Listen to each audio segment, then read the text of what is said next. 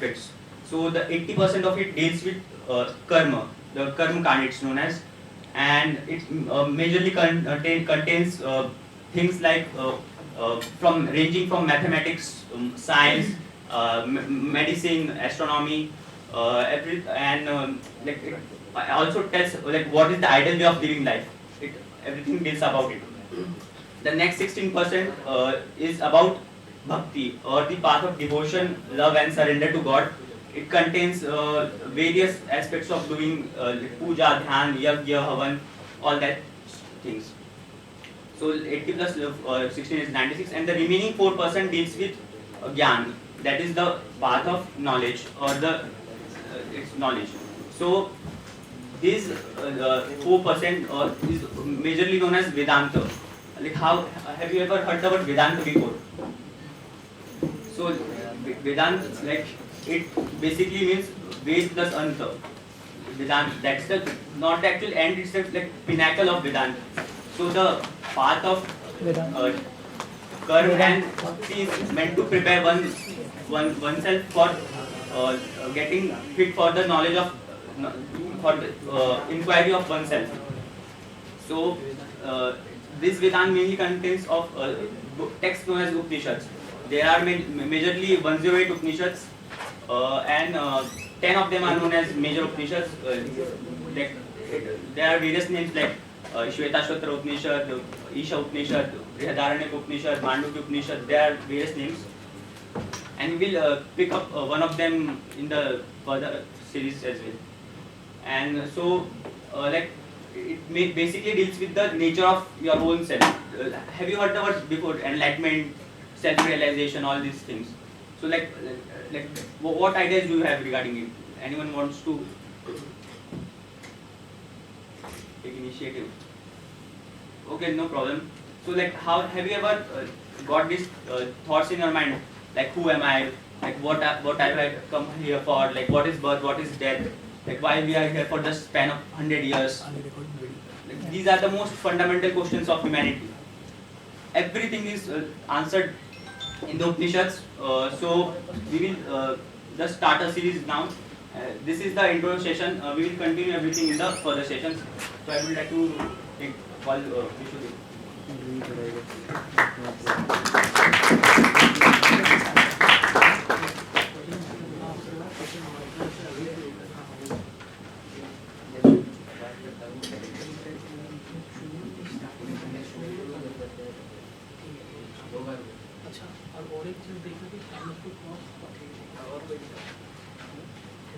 Okay guys, first of all, thank you all. You joined the session. So let's not go to the theoretical details of things. Let's listen to a story. Other guys, I think all of you like to listen stories, right? So as we know that when people were living in caves, burning meats and eating, people, after there we see stone ages and all, So evolution was happening there, and simultaneously another evolution was happening. That's happening was in the spiritual spectrum of human beings. So at first people used to worship the natural phenomena, like rain is not happening, they are doing some puja, or not like puja was not there, some sort of arrangements for the deity of that. So from people started evolving, and civilization started forming. And then every people, like in most of the civilizations, they came up to one fundamental question. That what is the source of my existence? Who am I? So people started giving answers. So first they thought, yeah, I am the body. Then people realized, okay, this body, I was a little kid, and this body is now a grown man, and maybe this body is getting old and dying. Then maybe I am not the body. People thought like maybe I'm mind. Then people is realizing, okay, maybe I'm not mind, I'm much more than that. So what is Vedanta is? Vedanta is everything about inquiring about yourself, about the true nature of yourself, who you are. That one fundamental question that we can see everywhere in the art. Like if you see Greek philosophies, Aristotle's work, you will see many times it's coming. Like, who am I? If you see like Islamic Sufi works, you will see like multiple their scriptures, their works. They will say Anal Haq. Anal Haq means like the he who is that. Aham Brahmasmi. The same translation in Farsi is Anal Haq. So this fundamental question is coming multiple times, and this is the one of the very prestigious what I can say. We have the we the Indian people, mostly the Indian civilization, they can take the pride. They took that question very hard and they got into extreme details of it. So that is Vedanta for you. That is questioning everything about our existence, how we live, who are we, how our mind works. Everything is covered in Vedanta Upanishads. And now if I define what is like Vedanta, because engineering students like definitions a lot. So the word you can see is Veda and Anta. Two words are there. One is Veda and Anta. So you can think like Veda, where Veda finishes, Advaita starts. Some people say like that, but it's not like that. The main thing is Vedanta means, Vedas are mostly centered around Karma Kanda. Like I am doing some Havan, I am doing some puja, centered to that. But the philosophical questions that were not much more taken into the accounts in Vedas. But after Upanishads or Vedantas, what they try to do, they directly go to the questions. They take the questions right on and they try to answer the questions. So that is Vedanta, where the Karma Kanda finishes and it starts of philosophical discourse. So Vedanta mainly in later sessions we will go extreme depth of Vedanta, hopefully. But for initially we can understand the philosophy a little bit. So Vedanta mostly there are multiple types of Vedanta, but the main three I can say of, one is Advaita Vedanta, one is Dvaita Vedanta, and another is Vishishta Dvaita Vedanta. Now if I summarize all of them, this all are the findings that who am I, what I am doing here, what is the source of creation. So these all are the questions about source of creation itself. So these three thoughts of schools. First is Advaita Vedanta. Let's talk about it later. The first let's talk about Daita Vedanta. What is Daita Vedanta says? Daita Vedanta basically says that I am a creation and there is a creator up there. So it's much like the religion we all know, we maybe all follow. That's most like Daita Vedanta. So in that way, actually people can more relate to a creator. The idea of creator comes from here. After that, there is Vaishishta Daitavad.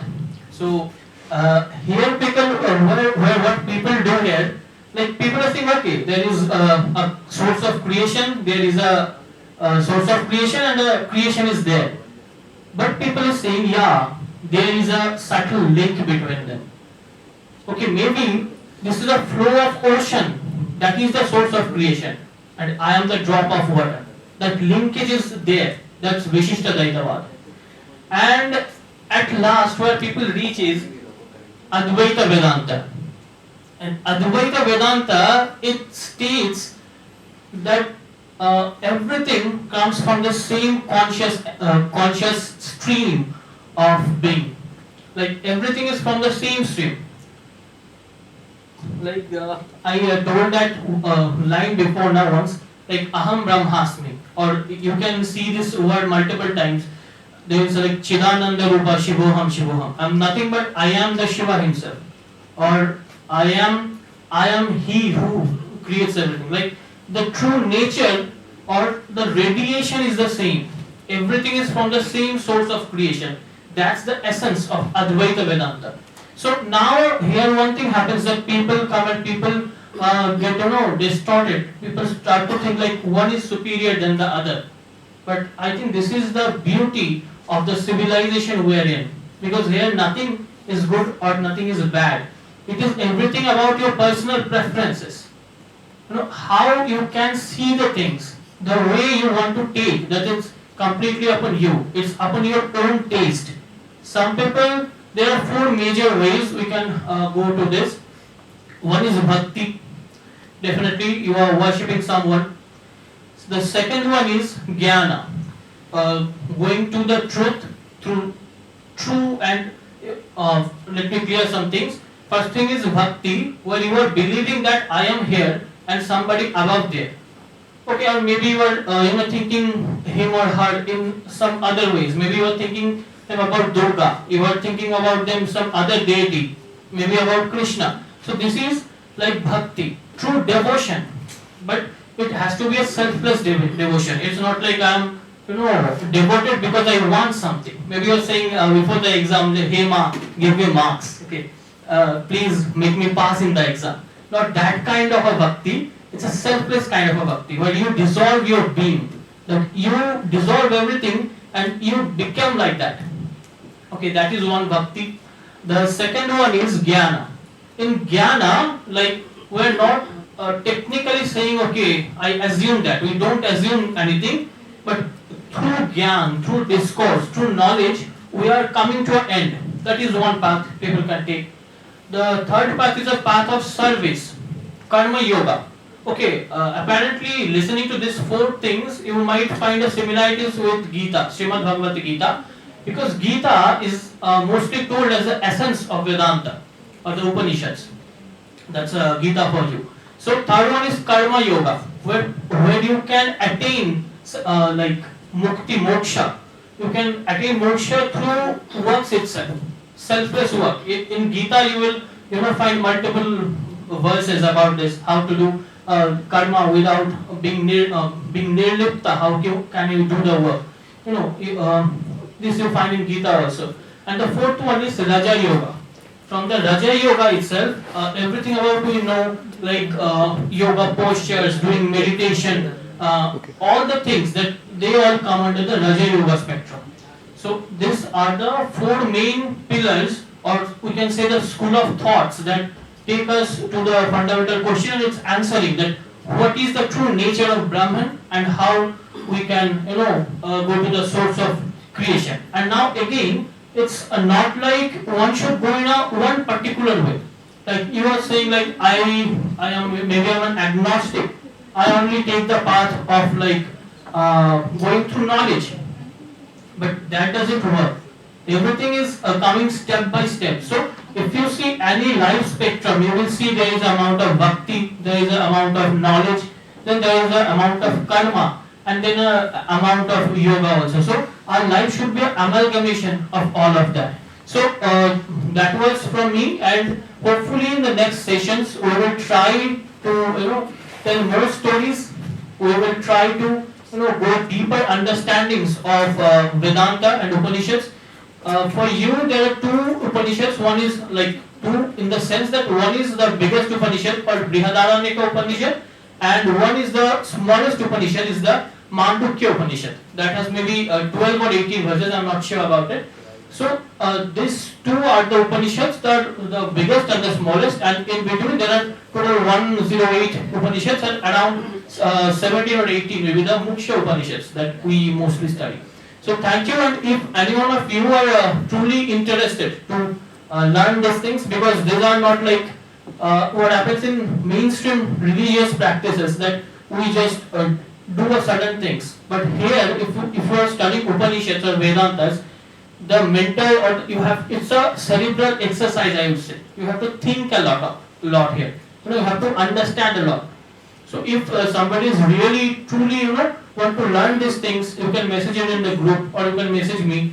I will provide resources for you there also. And I have some resources are there in the Discord also. So you can get from there also. Okay guys, thank you. Thank you for the time. सर्वार्थानामुपक्रमे यम्नत्वाग्रवृत्यास्युस्तन्नमामि गजाननम् दोर्भिर्युक्ता चतुर्भिस्फटिकमणिमयी मोक्षमालां दधाना हस्तैनैकेन पद्मं सितमपतिशुभं पुस्तकं चापरेण भासा कुन्देन्दुशङ्कस्फटिकमणिनिभा भासमाना समाना सा मे वाग्देवदेयन्यपसदोदने सर्वदा सुप्रसन्ना वन्दे गुरुपदद्वन्द्वं वाङ्मानसगोचरं रक्तशुक्लप्रभामिश्रमवतर्क्यं त्रैपुरं महः यस्माज्जातं जगत्सर्वं यस्मिन्नैव प्रलीयते तेनेदं धार्यते चैव तस्मै ज्ञानात्मने नमः। कृष्णद्वैपायनं व्यासं सर्वलोकहिते रतं वेदाब्जभास्करं वन्दे शमादिनिलयं मुनिं शङ्कारूपेण मच्चित्तं पङ्गीकृतमभूद्यया किङ्करीयस्य सामाया शङ्कराचार्यमाश्रये। सदाशिवसमारम्भां व्यासशङ्करमध्यमाम् अस्मदाचार्यपर्यन्तां वन्दे गुरुपरम्पराम्। नमो ब्रह्मादिभ्यो ब्रह्मविद्यासम्प्रदायकर्तृभ्यो वंशऋषिभ्यो महद्भ्यो नमो गुरुभ्यः। श्रीगुरुभ्यो नमः। In Viveka Sudamani, Srimad Adi Shankaracharya states that Durlabhan Traimevaitat Daivanugraha Hetukam Manushyatvam Mumukshutvam Mahapurusa Samshrayah. Three things are very rare which one can get. Only through the grace of Bhagavan one can get them. The first one is Manushyatva, being birth as a human. Second one is Mumukshutva, having great desire to get moksha. And the third one is Mahapurusha Samshrayah, getting ashraya of Mahapurusha. That is why it is told that Jantunam Narajanma Durlabham. Getting human birth is very rare in all annual births. Ahara Nidra Bhayamayadunani Savanyametat Pashubhir Narana Gnano Videsha Madhubo Viseshaha Gnano Vihina Pashubhis Samanaha. Having food, sleep, fear, mating, all these things are common in both humans and animals. But the speciality of humans is to have gnana. The one who is without gnana is equal to an animal, is what this shloka means. The parama lakshya of human birth is to get moksha. Nivrittistu mahapalaha. So one should try to get moksha in this janma itself. The one who does not utilize this janma to get moksha is the one who is equal to the one who does self-suicide. And there is no bigger fool than him who does not utilize this janma to get moksha. So the fundamental question rises is, how can one get the moksha? Brahmavida apnoti param gnana devatu kaivalyam. Through gnana, through Brahma gnana or Atma gnana, one gets the moksha. So what is the source for this Brahma gnana, Atma gnana? The Upanishads are the sources for the Brahma gnana. For all the Vedantas, the Upanishads are the main sources. What does the word Upanishads mean? Sarvanarthakara samsaram nashayati tasya mulakaranam avidya shithilayati brahmancha praptayati iti Upanishad. The one which destroys the Ajnana and the samsara which has been raised through Ajnana and which takes us near to that Parabrahma Padartha is known as Upanishads. Now, many people have a misconception that Upanishads and Vedas are both different. No, they are not different.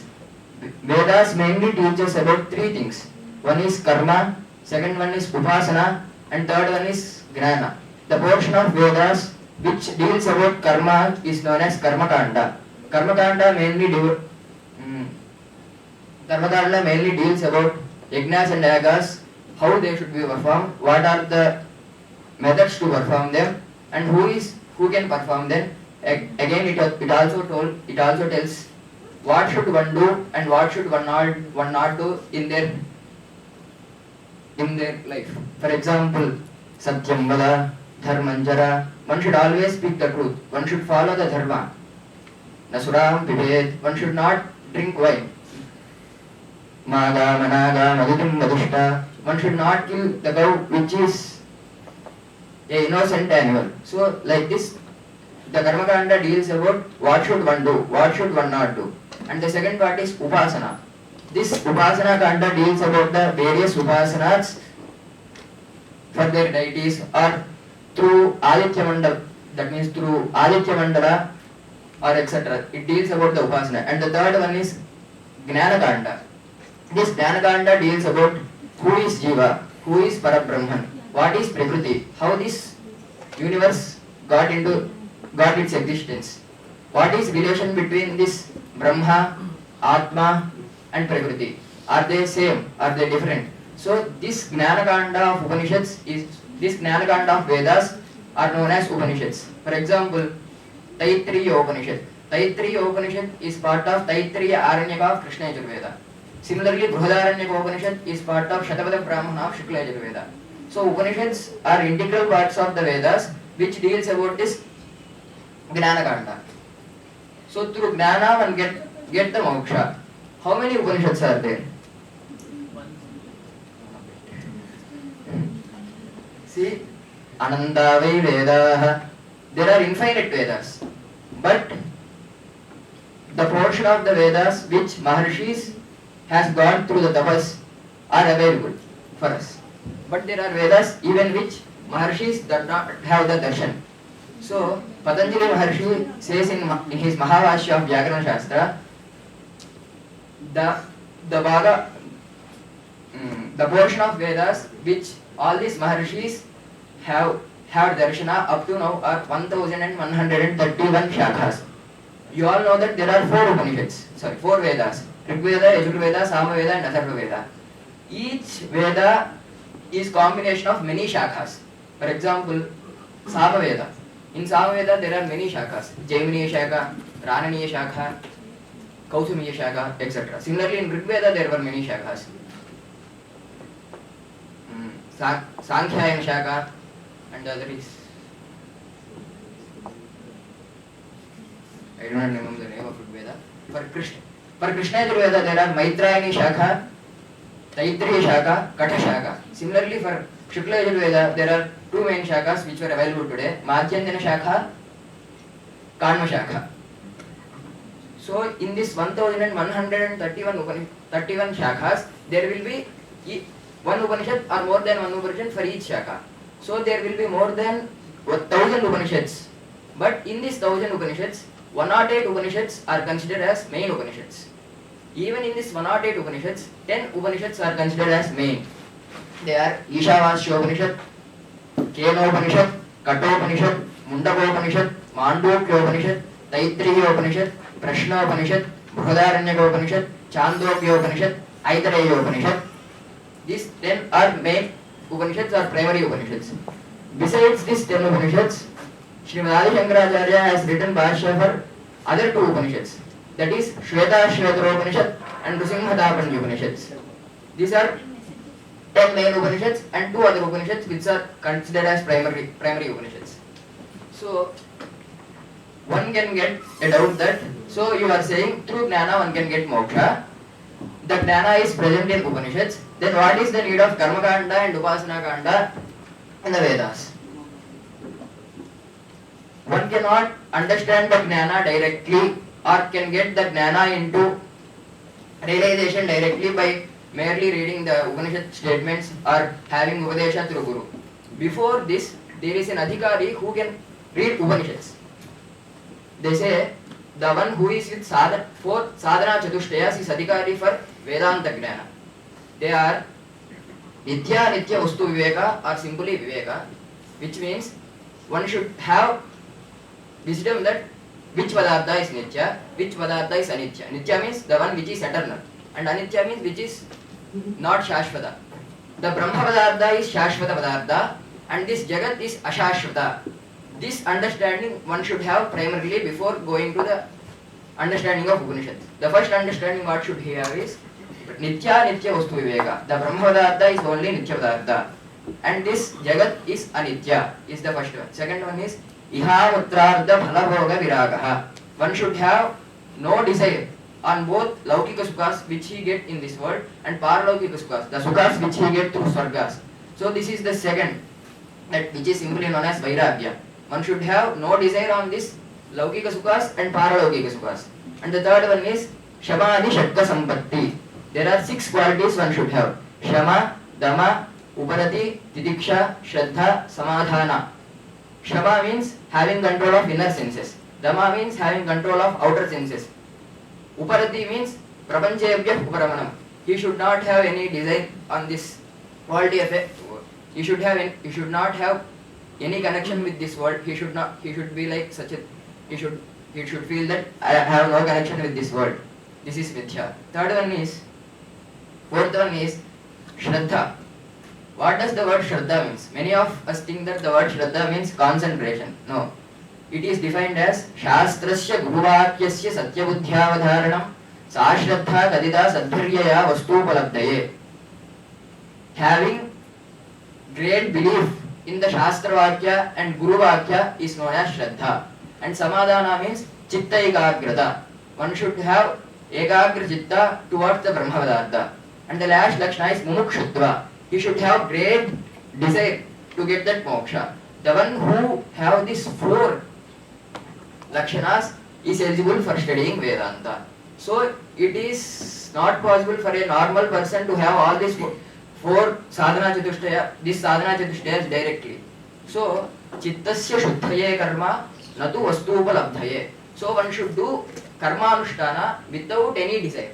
For example, there in Vedas we can find Jyotishto mena svargakamo yajeta Agnihotram juhjat svargakamaha. One who desires the svarga perform this sacrifice, Jyotishtoma sacrifice. If one performs Jyotishtoma sacrifice, one gets this svarga. So we should not have desire on the phala, that svarga. We should not have desire on the svarga, but we should perform this, that yajna with Bhagavad Arpana Buddhi. We are offering the karma to the Bhagavan. In this manner we should perform the karma. Then this karma leads to Chitta Shuddhi. See, there are two statements in Upanishads. Manasaiva anudrashtavyam. Through manas only Bhagavan, that Brahmavadartha can be known. Yato vacha nivartante aprapya manasasa. Other Upanishad statements say that one cannot get this Brahmavadartha through the manas. We are finding they are opposite to each other. One statement is saying through manas one can get that Brahmavadartha, and other statement is saying through manas one cannot get that Brahmavadartha. So how can we do samanvaya for this two? The statement which states that through manas one cannot get this Brahmavadartha deals about the manas vitti without shuddha manas. It is ashuddha manas. That means the manas vitti is covered with kama, krodha, lobha, moha, all these things. The manas which is covered with all these kama, krodha, lobhas, it is ashuddha manas. Through this ashuddha manas one cannot get that Brahmavadartha. Other manas which have been told manasaivana drashtavyam, that manas is the manas which is without this kama, krodha, lobha, mohas. So the karma, nishkama karma anushtana is required here. By performing nishkama karma anushtana and nishkama bhakti to Bhagavan leads us to the Chitta Shuddhi. Through Chitta Shuddhi we can get this all sadhana chatushtayas. So one should perform the karma and bhakti before going to jnana. So karma and bhakti are required for getting Chitta Shuddhi, and Chitta Shuddhi is required for getting Gnana, and Gnana is required for getting Moksha. So this Gnana is present in Upanishads. In Vedanta Parampara, there are Prasthanatrayas. That means there are three Prasthanas. One is Shruti Prasthana, that means Veda Prasthana, which are nothing but Upanishads. And the second one is Sutra Prasthana, which is nothing but Brahma Sutras or Vedanta Darshana, which is also called Uttara Mimamsa Darshana or Sharirika Mimamsa. And the third one is Smriti Prasthana, which is popularly known as Bhagavad Gita. These three parts, the Upanishads, Brahma Sutras and Bhagavad Gita, deals about the same Gnana. The Brahma Gnana which Upanishads provides us is present in the Brahma Sutras. The same Gnana which is present in both Upanishads and Brahma Sutras is present in Bhagavad Gita. Sarvo Upanishado Gavo Dhokta Gopalanandanaha Partho Vatsa Sudhir Bhokta Dhukdam Gitaamridam Mahat. Which means the Bhagavad Gita is sar of all the Upanishads. So for Adhyayana of Vedas or Upanishads, since Upanishads are the bhaga of Vedas, one need Upanayana Samskara. Upaniyatu yassishyam vedam adhyapayen guru. So all may not have Upanayana Samskara Adhikara, and one may have, one may not have. So what Vedavyasa thought is Stri Shudra Dvijabandhunam Trayina Shrutigochara Iti Bharatamakyanam Krupaya Muninakritam. So he has done Rachana of Mahabharata, which contains all the karma, gnana, upasana which is present in the Vedas in the simpler form and more detailed form. So the Gnana Kanda of Upanishads is present in the Bhagavad Gita. So what I want to say is the Brahma Jnana which is present in the Upanishads or Brahma Sutras or Bhagavad Gita is the same. Only through the Brahma Jnana which is present in the Upanishads one can get moksha. So before going to read Upanishads, one should have basic understanding what is Vedanta and what are basic terms. For that one should have reading of Prakara Granthas such as Viveka Chudamani, Upanishad Sri or Tattva Bodha, Atma Bodha. Without going to these Prakarana Granthas, one cannot directly jump into Upanishads. So one should have basic understanding of the Prakarana Granthas. After that we can go to Upanishads. So only through Upanishad Jnana one can get the moksha. This is what the conclusion. By concluding that I conclude my talk by this. Hara Namah Parvati Pataye Hara Hara Mahadeva Janaki Kanta Smarana Jaya Jaya Rama.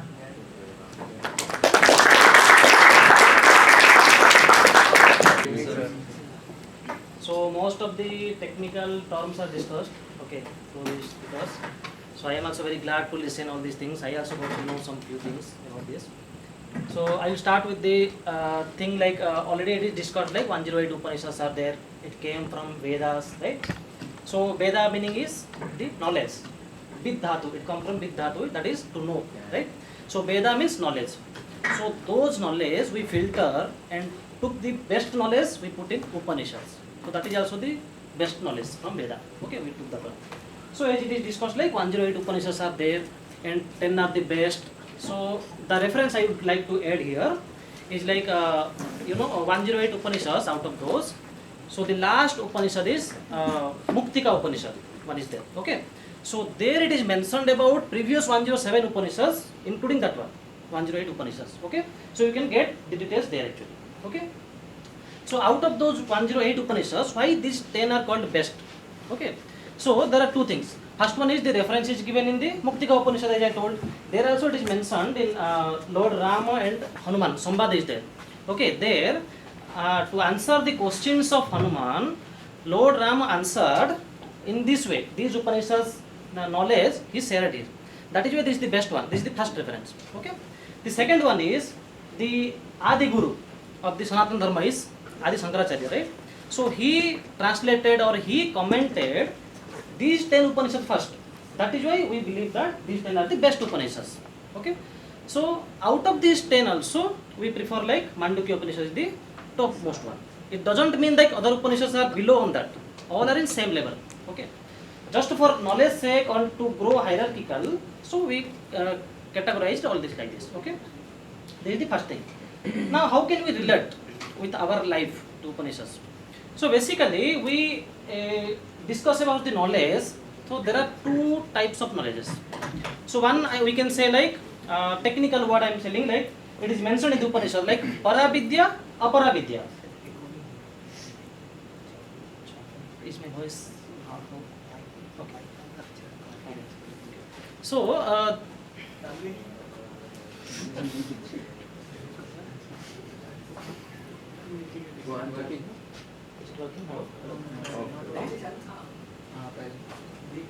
it's okay. I think my voice will be reached.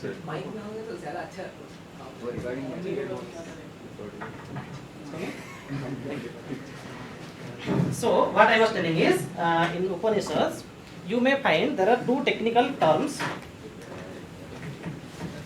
So first one is Paravidya, second one is Aparavidya. Okay. Let it be. So Paravidya means this is the higher knowledge. Okay. Aparavidya is treated as the lower knowledge. It doesn't mean that Upanishad is higher, this Upanishad is lower. I am telling about the knowledge mentioned in the Upanishads. Okay.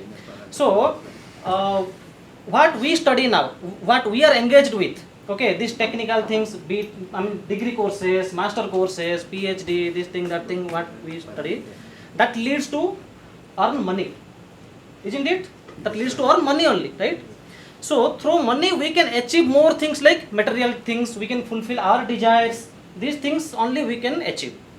But apart from this knowledge, another knowledge is called, that is called Paravidya. That means that leads to God, that doesn't lead to money. Okay. Now you think, what is the difference? So why it is called lower one? this one, why that knowledge leads to God is called higher one. Okay, you may think now for a while, even if you get money, full of money, whenever you got a bungalow, you got many cars, you fulfilled all your desires, do you think it will work to the end of your life? Always everything will be there with you. We cannot guarantee. Can you guarantee? No, we cannot guarantee. Do you think our relatives, our family, our emotions, our attachments, will it last for the long? Never. Okay. So that is why the things which are not last for the long, that is why this is called temporary things. Okay. That's why it is lower knowledge. Okay. That is only for fulfillment of our material things. Okay. Now the other part of the knowledge that is mentioned in the Upanishad that leads to God, that is called Paravidya. That means that teaches us how we can freedom from the anxiety, freedom from the depressions, mental illness, how we can get fear out from the death. Okay, these are the things. Now the term come death. Now I can tell you, like when you think really logically, do you think you can guarantee other than the death? Other than the death, can you guarantee anything that this will be there for us, or we can achieve this 100% guarantee? No. We know the only thing that we are going to die someday. Death is the only guarantee thing with us, right? So then, if the guarantee thing we know that, okay, why we won't chase that one? Why we chase the things we don't have any guarantee? Okay, is it a logical question or not? Okay, we know death is guaranteed. That's why we have to be prepared how it will be glory, the death and everything, the process will be glory. Okay, we should not focus much on the things which is very temporal, okay, to us. Okay, that is why we need the knowledge of Upanishad with us. Okay, so that is why it is called Upanishad knowledge is higher knowledge and this knowledge is lower knowledge. Okay, now the thing is, I'll tell just a short thing, very popular story only this is. So there are 10 friends, okay, they were trying to cross the river. Now what happened, when they reached to the bank of the river, they started counting before boarding the boat here. Okay, now they counted like, suppose I counted, other 9 friends, 1, 2, 3, 4, 5, 6, 7, 8, 9, I missed myself. Okay, similarly others also counted, so they surprised like we came together, but how we are while we are counting, we are 9 only. Okay, so the surprise part is here, we are missing ourselves. So real life also it happens like this, like we are thinking what we can see, what we can listen, what we can feel, everything, but we miss the part who am I, that part we are missing in life. Okay, so our diversion should be to know who am I. That is also the best reason to follow why we are thinking about Upanishads and everything, right? This is the thing. Okay, so now with this we'll get more sessions on that, so we can get deeper and deeper to this also with the sessions. So I will put few questions in front of you so that you will get motivated, why we will be more showing more interest to Upanishads. Okay, so my first question is, are you prepared for living alone? Think about this. Are you prepared for living alone? These material things will leave one day from us. Are we prepared for that? Okay, if no, then we should change Upanishads for getting true knowledge. Okay. Second thing is, it is also confirmed that we are leaving this body. Yatman, we are leaving this body. Are we prepared for this? Prepared for this actually? If no, then we have to change again Upanishads. Okay. Are you prepared for the last day of your life? No, we are not thinking about that also, because that is only guaranteed thing. Rest of the things are not guaranteed. That's why I am talking about that thing. Okay, are we prepared? No. If no, we have to change again Upanishads. There we will get the question answers. Okay. Like we celebrate our birthday, we celebrate and get ready, we dressed up well for going to party, some attend something, but we are not prepared at all for our last day of our life. Okay, so this process we have to make it glory through the knowledge of the Upanishads. Okay, so there may be two group of talking, like one group they feel like Brahma is the one thing, we don't believe in other things. Okay, only Brahma means that is God centric belief. Okay. Another group, they feel like the Atma. Okay, what is there? That is the only main. We don't see God, that's why we don't believe God. So self-centric, that is. Okay, God-centric, self-centric. So there may be a division of groups through this kind of perceptions. Okay. So, but the beauty of Upanishad is, Upanishad can get these two groups together. Like those who are God-centric, if they study all the Upanishads, they may find like at the end, okay, Atma is also the thing exists. Okay, this is the also a true things. So God and Atma is same. Those who are self-centric, if they read all the Upanishads, they will conclude that God is the main thing, like that. So in this way, if you find, if you read Upanishads, then you will not be confused that much. Okay, regarding which one, this one or this one or this one, like that. All knowledge are there together in a synchronized way. That is why the Upanishad has more importance in our life. Okay. So this is the thing. More sessions, we'll get to know more things. More question answers we'll do. More discussions we'll do. Bidirectional communication we'll do. Okay. So with this I'll conclude. Thank you very much.